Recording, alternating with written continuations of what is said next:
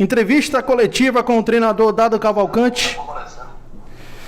Dado, fala pra gente, pergunta de Manuel Messias, da Rádio Sociedade, e ao mesmo tempo de Fábio Passos, da Band. Como você observou o jogo de Jonas e Tony Anderson e por que Tony ficou em campo e não Rossi?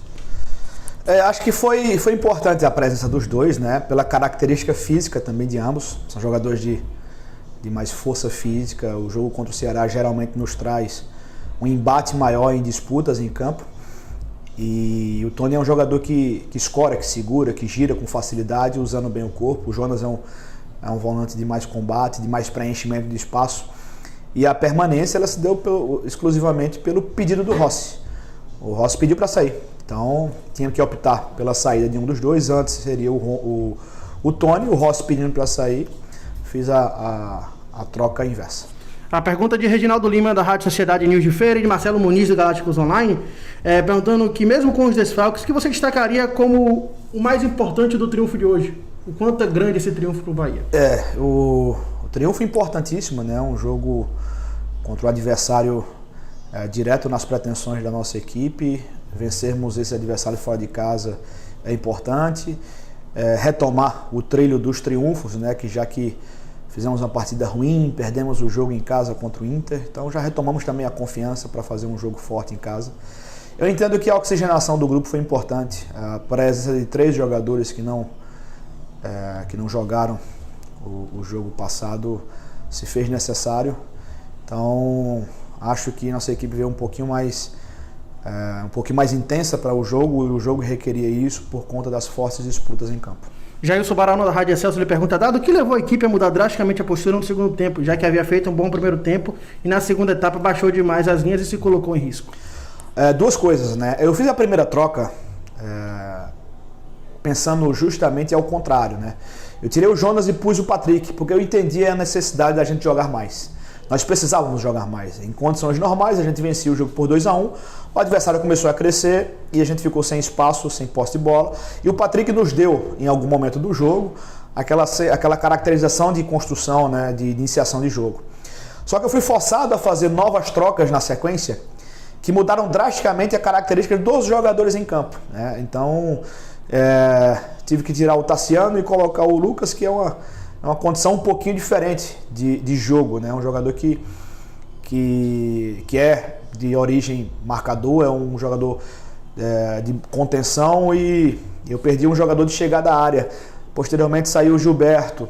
Logo depois, também por cansaço, tive que tirar o Daniel. Então, a caracterização da equipe me forçou a mudar a estratégia, né? Se eu tinha em campo Lucas Araújo, se eu tinha em campo Patrick e Edson como tripé, e não mais Patrick, Daniel e Tassiano, fatalmente a nossa construção ficaria comprometida. Então nós somos mais reativos, descemos as leis de marcação, nos defendemos muito bem, nossa equipe foi muito forte no sistema defensivo. Faltou uns gatilhozinhos de contra-ataque, já que eu tinha Oscar Ruiz e Michael Douglas do lado para a gente escapar e, quem sabe, matar o jogo no contra-ataque. Mas a estratégia se deu nessa modificação. Pititinga, da Rádio Transamérica, pergunta por que a escolha de Tony Anderson no lugar de Rodriguinho?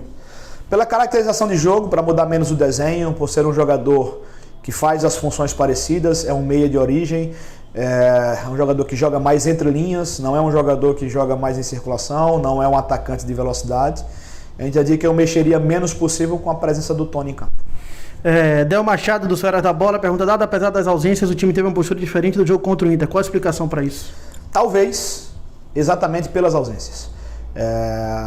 Nós temos jogadores que são extremamente importantes tecnicamente. O Rodriguinho é decisivo para a gente. O Conte é um dos zagueiros mais técnicos do Campeonato Brasileiro. Para mim, estratégia de jogo, de construção inicial com os zagueiros, com defensores, ele é importante ao extremo. O Patrick também é um jogador extremamente técnico. Nós temos esse time que é técnico. Mas quando esses jogadores não conseguem render o seu 100%, a gente perde muito. Então eu acho que a oxigenação, as saídas, principalmente as entradas, valorizar os jogadores que entraram hoje, que nos deram um gás a mais, principalmente nas disputas. Nós somos muito efetivos nas disputas. O campo não está bom. Isso condiciona também a bola estar cada vez mais viva durante a partida. Em vários momentos eu sou refém das disputas, e com um time um pouquinho mais intenso em disposição, em gás, em agressividade, seja marcando ou seja jogando, eu acho que nós ganhamos muito com isso hoje. Últimas 3 perguntas. Marinho Júnior, da Rádio Metrópole. Qual análise você faz da virada após sair atrás do placar, e sobre a defesa, a dupla de defesa? Eu acho que nós somos consistentes, nós somos eficientes, na verdade, a palavra certa é essa.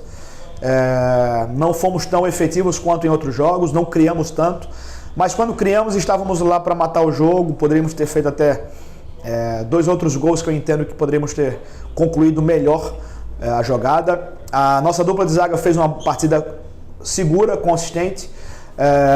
Por cima foram absolutos, até pela estratégia de retornar um pouquinho mais as linhas. Sobrou para o nosso adversário levantar bolas na área, e nós fomos muito bem nesse quesito, que nos trouxe também a tranquilidade. Pergunta de Victor Freitas, dcbahia.com. Ela também é muito próximo do que Nilson Luiz da Itapuã FM. Ele pergunta: Vitor cita a saída de Alisson, que é mais um atacante de beirada, que apesar das críticas era frequentemente usado por você. E aí Nilson Luiz complementa perguntando: quais as necessidades de contratações dentro do elenco? Vocês entendem que quantos jogadores precisam chegar? Bom, eu já venho falando corriqueiramente, né, sobre reforços. Eu tenho evitado falar sobre posição, porque eu creio que gera muita expectativa. Mas numa saída, seria até esdrúxulo da minha parte não citar que nós precisamos de um atacante de lado, né?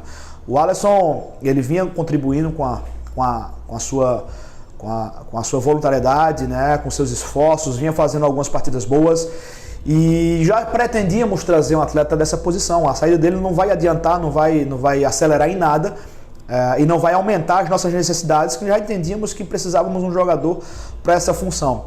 Eu espero que daqui para o final do mês a gente tenha em mãos aí 2 ou 3 jogadores que possam incorporar o nosso elenco um pouco mais, sem citar posições além dessa que eu estou citando. A última pergunta da coletiva é de Ulisses Gama, do Bahia Notícias, Salvador FM. Dado, o tempo vai passando e fica cada vez mais próximo o fim de contrato de Gilberto com o Bahia.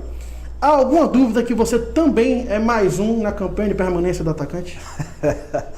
Cara, eu já falei em outros momentos, né? Eu sou até suspeito em falar, não só como treinador de um jogador que vem resolvendo jogos para o Bahia, né? Eu tenho uma relação também pessoal com o Gilberto. Eu sei que é difícil, eu não posso chegar aqui também e jogar para a torcida, de dizer que eu quero que Gilberto fique. Quem não quer que Gilberto fique? Mas eu sei também das dificuldades, eu sei o quanto está sendo tá difícil para todo mundo, né? Para o clube também buscar algumas possibilidades de permanência. O Giba também já se manifestou entre os momentos da condição dele de tempo em casa, enfim. Então, vamos esperar as coisas acontecerem aí. O meu pleito é que ele não vai mudar, não vai interferir muito nessa condução, nessa situação que já existe, né, que vai se desenrolando aí. Vamos esperar aí as cenas dos próximos capítulos.